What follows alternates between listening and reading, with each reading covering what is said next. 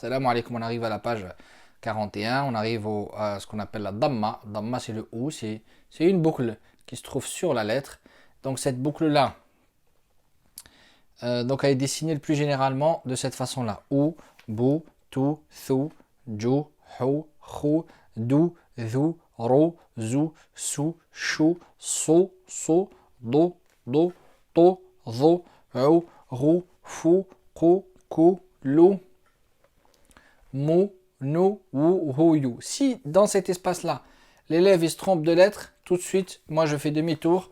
Je dis à l'élève, tu retournes. Alors on révise 16-21. Parce que des fois ça arrive tellement, l'élève il prend son temps pour avancer que quand il arrive à un palier, il a oublié certaines choses.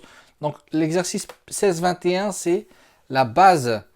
C'est la base de tout le livre. Si jamais il y a une erreur de lettre, on n'avance pas, on s'arrête, on met pause. On revient à 16-21 jusqu'à renforcer les lettres, après on revient. Il arrive des fois que les élèves ils confondent par exemple ces lettres-là, dal, jim, hacha, ou alors sad, dat, tadda, ça revient souvent. Le ayn et le rain, et ici vers la fin le wa ou le ha.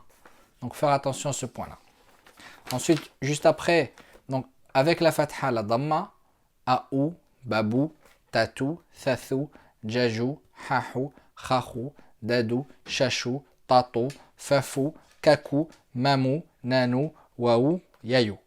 Ensuite, ici dans la page 42, je vais vite parce que c'est assez simple, c'est juste la lettre. Et vu qu'on a déjà fait le même process pour la kasra, donc ici, c'est la même chose.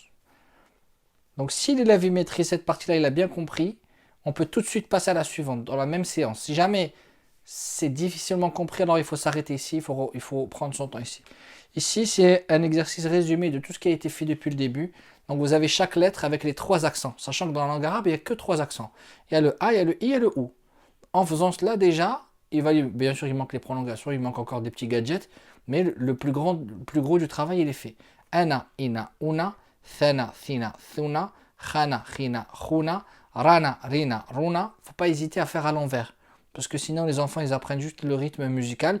Donc il faut des fois varier, dire shuna, shina, shana, ou alors de dire que ceux qui sont au milieu, ensuite ceux qui sont en premier, et ensuite ceux qui sont en dernier. Par exemple, ana, thana, khana, rana, shana, tana, rana, et là au milieu, bina, jina, dina, zina, sina, dhina, fina, lina, tuna, huna, dhuna, suna, duna, una, kuna. Cet exercice-là, il doit être mangé, bu, il doit être maîtrisé à 200%. S'il n'est pas maîtrisé, on n'avance pas. Parce que ça va être la base pour la suite. Donc si, par contre, ce qui est bien, la bonne nouvelle, c'est que si l'enfant, il a saisi, l'élève, il a compris cette page-là, alors on peut aller plus loin. Donc là, on a la page combien? Ça, c'est la page 43. Et avant, c'était la page 42.